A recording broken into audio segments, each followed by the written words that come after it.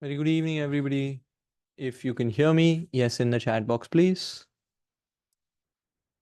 Everyone, if you can hear me well, loud and clear. Thank you. Let's begin with today's class. One of the most important classes because we begin with mock question writing. Can everybody see both sides of my screen? We're not going to waste any time. Straight away, dive into mock question writing. Can everybody see both sides of my screen, left and right, both of them?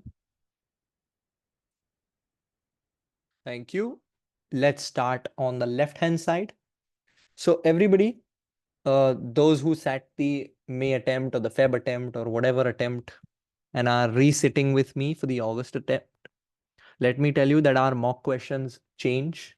We get feedback from students, we do our own analysis, and we change the question depending on what we feel is the best approach for our students, what we feel is the best mocks for our students, and you will experience that throughout this course. No mock questions remain the same or entirely the same. Yes, we have a total of 25 questions with no other tuition provider does. 70 plus triggers, no other tuition provider does. So we do keep some same, which we consider as very important topics, important questions, but then we'll change the other questions, the other topics, depending on what we see being asked in SEMA exams, what we feel is going to be more and more tested. You'll experience that throughout the course. So today's class is giving you, or is rather putting into picture, putting into structure all the questions, or rather all the work that we have put in so far. Revision, pre-scene, typing practice, all three come together when we start with this mock question writing. When we start with this mock question writing, all three and all the classes that we have done till now are put to use. Everybody tells me how to write, what to write, when to write, how to approach a question, what a question in the exam will look like. Every single question that you do with me is exactly what you will face in the exam. The same pattern, the same structure. So by the time you're through with me and through with the course, you are ready for the exam because there are no surprises in terms of the structure, in terms of the pattern, in terms of the approach of the exam. So whenever you see any question, often students get confused. Where should I start? What should I do first, second, third, fourth, fifth? To remove all of that, I will tell you 5 or 6 simple, easy steps that you have to follow. And if you follow them, reading a question, breaking down a question, your life will become very, very simple, very, very easy. Any question that it is, very difficult question, very easy question, whatever you think, you may think many different things about a question. Any question, remember, I have to break it down in these 5 simple steps, which I am going to present to you. The first step is be professional. The first step on the left hand side is be professional, which means always hammer into your mind. You are the finance manager at your company, Flatthall. You are the expert. You are the person who knows the details of Flatthall, the financials of Flatthall. You have read the pre-scene 10 times. So you have Flatthall in your blood. Everything that you write has to be related to Flatthall, has to be relevant for Flatthall, and has to have a mention of Flatthall because you are a senior finance man or a finance manager for that particular company. So drill it into your mind. Whatever I write has to be easy. Second, presentable. Third, related to Flatthall. Are we clear with this, everybody? Yes, in the chat box, please. Very good. That is step number 1. Step number 2, why are you writing the report? What is the purpose of the report? So step number 2 is, why are you writing the report? You are writing the answer, you are writing the email because they have asked you a question, right? Common sense. So second step is, let's start reading the question. Let's start reading the actual question that they've given me. And on the right hand side is the actual question. So let's start reading the entire question to figure out my tasks, to figure out what the tasks are, to figure out what they are exactly asking from me. What are they requiring from me? So let's start reading.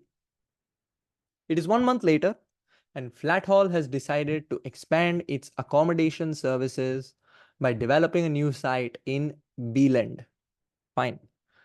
When I'm reading the question, I'm going word by word by word, slowly, like you are reading a storybook to a child. You don't miss out on any information because remember, you are the child. If you read quickly, like a child, you will forget stuff. You will miss out information, which we don't want. So carefully, slowly, one by one, you have enough time. So my company has opened up a new department in Beeland, which is in Asia Pacific development. This will be our first venture into Asia Pacific zone. From the CEO directly messaging you. Finance manager, subject, terminology confusion. Remember, you are only on step number 2, not writing anything, reading the question like a child, slowly, slowly, slowly. Thank you for your assistance while Jack has been ill and Susanna is on vacation. I need your help. Before she was ill, Susanna prepared some figures relating to each of the proposed sites. These two areas are prominent city centers, and we need to make a deep dive to understand which will be most profitable for us. So by reading this, I know there are 2 sites that we are considering.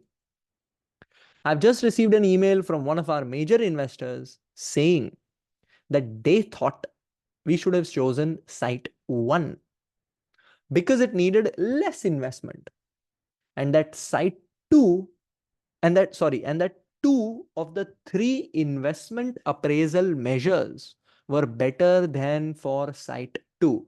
So investors is saying you should have gone with site 1 instead of site 2 because of favorable investment appraisal measures. Straight away there should be a light bulb in your mind. Why? When you read the word investment appraisal, straight away you know this is from my P2 syllabus. NPV, IRR, ARR, payback, discounted payback, all of that is investment appraisal. Fine, keep that in my mind. It's like a child. When you read out a book to a child, let's say you're reading out Lion King, when you say Lion King, the child obviously pictures a lion in their mind. Same way, when a word comes up from our E2, P2 and F2 syllabus, you should straight away picture that revision which you have done. If you've done it, it will give you confidence from inside itself. Right now, all of you that have done your P2 revision of NPV, IRR, when I said these words, you would have felt a sigh of relief. Why? Because this is something which is not completely unknown to you. Let's read. Please prepare an email that I can forward to the investor that explains why, from a financial perspective, site 2 is the correct choice and explains the relevance of each of these 3 measures Valeria calculated. So Susanna's subordinate, Valeria, has calculated some measures. These are mutually exclusive decisions. So please suggest carefully. This is called a task because this is a question. Because this is the question, you have to answer it. So it says subtask 55%. What does this mean? See, everybody was telling me, tell me how much to write, how many points, how much to present, what to present. This clearly tells you or answers that question for you. It says subtask 55%. See, everybody, your entire exam, in the final exam also, is first going to be marked out of 100 marks. 4 questions, total 100 marks. And then it is scaled to 150, which means depending on the variant of the exam that you get, your score out of 100 is multiplied by a weightage which SEMA decides, which is arbitrary, completely up to SEMA. SEMA decides that weightage, and it will multiply your score out of 100 by that weightage. So your total, your final score will be out of 150, where you need to get a scaled 80 to pass. So what is this weightage? None of us know. Nobody knows. It's arbitrary. SEMA decides it. We cannot control it. So my question is, should we worry about it? Should we care about it? My answer is no. I can't worry about it. I can't care about it. I don't know it. So why should I waste my time? Think about the things which I can control. And I can control absolutely the 100 marks. The total 100 is in my hand. So what we will do is, first, know that the entire exam is based out of 100 marks. And there are 4 questions. So if there are 4 questions and total is 100 marks, please can you tell me what is the value of each question in the chat box, please? No rocket science over here. 100 divided by 4 equals to 25. So this entire question number 1 that you see on your screen is worth 25 marks. From that, they are telling you that this first task number 1, is worth 55% of those marks. So what is the value of task number 1, everybody? Please tell me in the chat box. 55% of those marks, total 25. Task 1 is 55%. So naturally, your calculation is 55 upon 100 into 25, right? You will get roughly 13-14 marks. Total is 25. Task 1 is 55% of those 25. So 55 upon 100, 55% of 25 equals to 14 marks. Why is this important? Because SEMA says if you present one well-explained point, one well-explained argument, you are going to get 2 marks. So if I want 14 marks, please tell me how many arguments, how many points will I have to write, everybody, in the chat box? Very good. So this is a ballpark figure that I will have to write 6 to 7 good points for my first task if I want the marks. That is why this 55% is very important to understand. Everybody, have we understood the mark allocation? Please give me a yes in the chat box. If you make a mistake right now, you will keep making a mistake till the date of the exam. This is very, very important to understand. Thank you. So in step number 2 itself, when you are reading the question, when you are visualizing stuff, you understand your actual task. This is your actual task. You understand the value of the task. Okay, keep moving on. Question is not complete yet. Second thing I need you to do is to explain what project management tools and techniques the team can use to manage this expansion. This is task number 2. This is 45%. So please tell me the mark allocation for this task, everybody, in the chat box, please. Very good. This is your remaining 11 marks. So how much do you have to write over here in the chat box, please? Roughly 5-6 points. Very good. This is my question reading.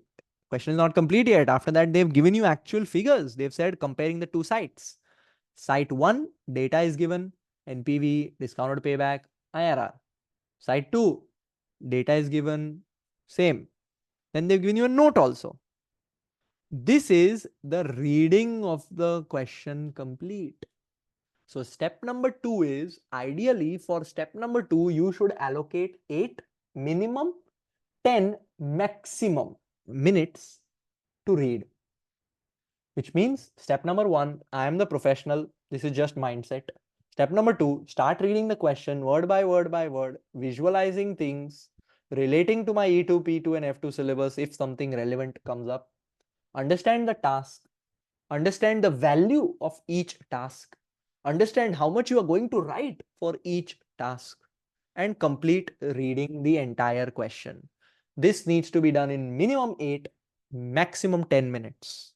I think this is very much doable. Everybody, please give me a yes or no in the chat box, please.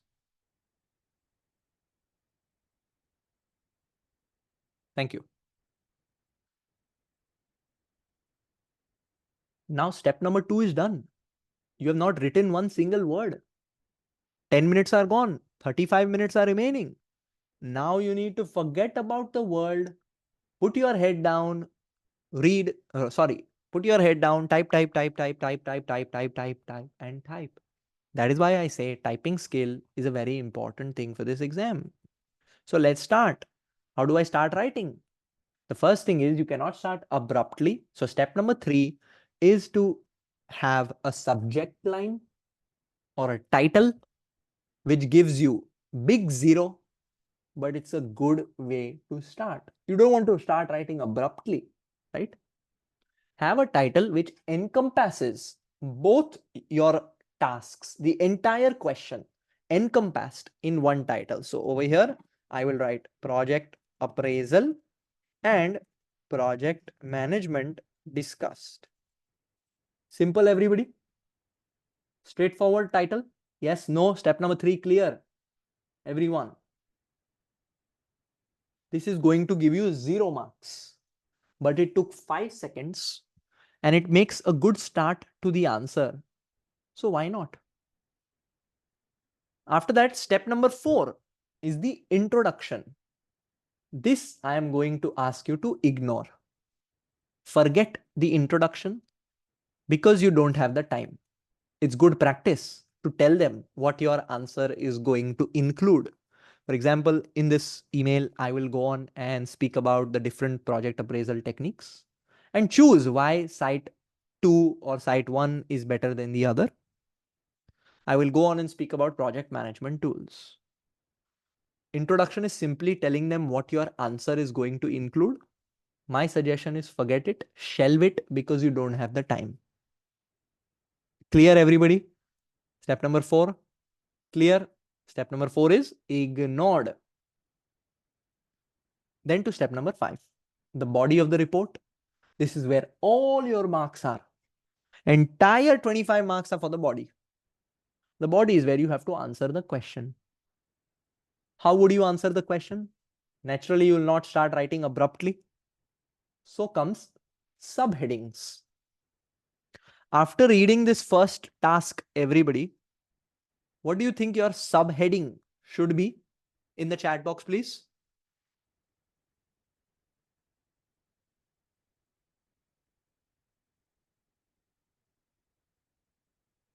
It says, please prepare an email that I can forward to the investor that explains why, from a financial perspective, site 2 is the correct choice and explains the relevance of each of the 3 measures. So why site 2 is correct and explains the relevance of each of the 3 measures. Which are the 3 measures? Clearly given in the question: NPV, discounted payback, IRR. So you have to seek or you have to explain the relevance of each of these 3 measures and then tell me if site 1 should be chosen or site 2 should be chosen. So my subheading becomes very clear: investment, appraisal, analysis. Site 1, NPV, or you can do, let's say, NPV. First, naturally, you will explain the meaning of NPV in 2 lines because you are the finance expert. Everybody is not. So first is whatever, explain. I'm going to give you this answer for homework, so I'm not discussing it with you. You will first write it, then we will check it, mark it, and then we will make a discussion. I'm coming to that. But first, NPV, 2 lines explanation. Site 1 versus site 2. You have to choose which site is better, right? Same, IRR. Explain. Again, site 1 versus site 2. Payback. Explain. Site 1 versus site 2. Remember, it was 55% of your marks, which means you had to give me 6 points. So naturally over here, my first point is explaining the concept. Second point is site 1 versus site 2. 2 points under each, 2, 4, 6. By simply doing it this way, I finished my allocation also. Getting me, everybody? Yes or no in the chat box, please.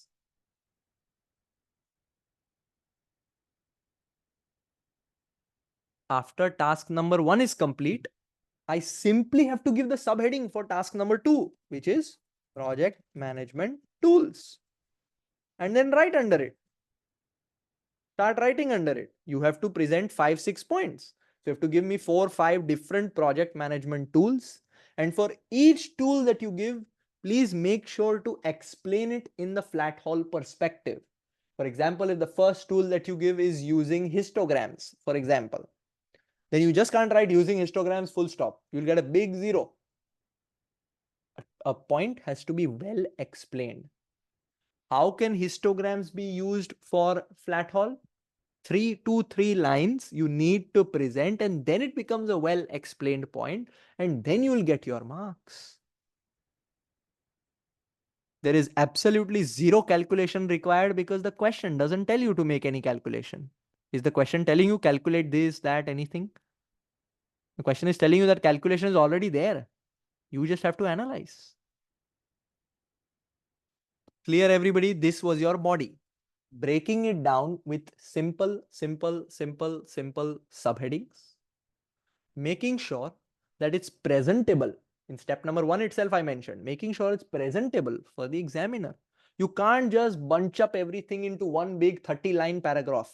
Nobody wants to read it. Nobody's going to give you marks for it. For each point, I suggest at least 3 to 4 lines. If you feel you should write more, go ahead. But at least 3 to 4 lines relating to Flatthall is what we need as a benchmark. And then comes your step number 5, which is conclusion.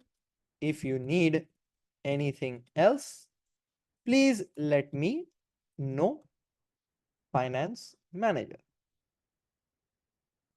End of your answer.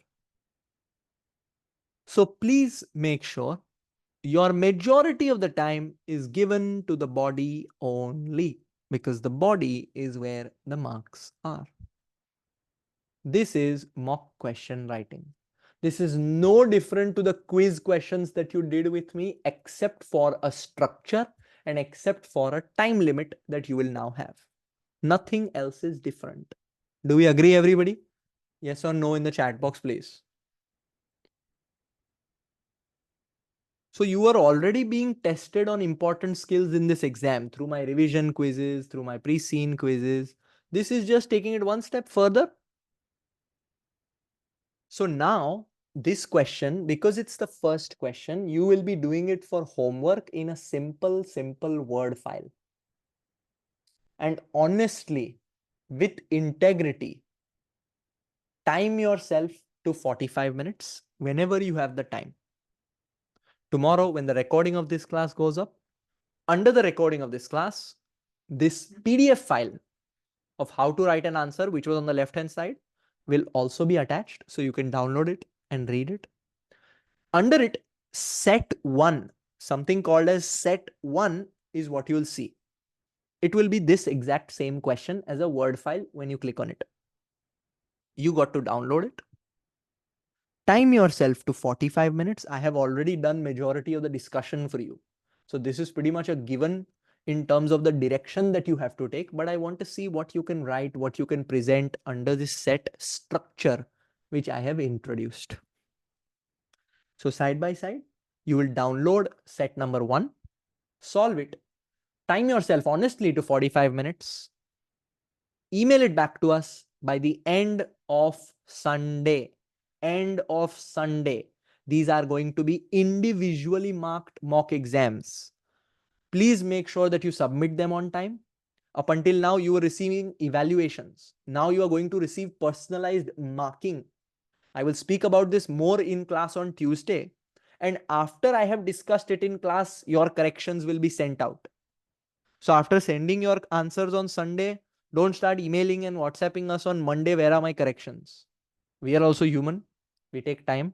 When you see the amount of detail that we'll present in your corrections, you'll appreciate the time that we have taken. And I will first want to make a discussion in class on Tuesday, and then I will send out your corrections to you. There is no value in keeping your corrections with me. I will send them to you, but at the right time. So first homework is set number 1 to be solved, to be sent back. That's not the only thing. You all are working professionals. So you only have time on the weekends. So I got to challenge you on the weekends. Second homework is something that I'm calling short triggers. These short triggers, there are only 2 short triggers, 2 scenarios. And I have told you they are 45 minutes each, which means a small scenario will be given to you. And then there will be 3 or 4 questions based on that scenario. And you have to treat it exactly like you are writing a mock. So 25%, which means 25 upon 100 into 25, which means you will be giving that amount of points, that amount of allocation for this particular answer. So roughly 6 marks. So roughly 2 to 3 points for every single question I want there to be. Clear, everybody? Yes, no in the chat box, please. This is what I'm calling short triggers. First, you will do the mock question. That is your first goal.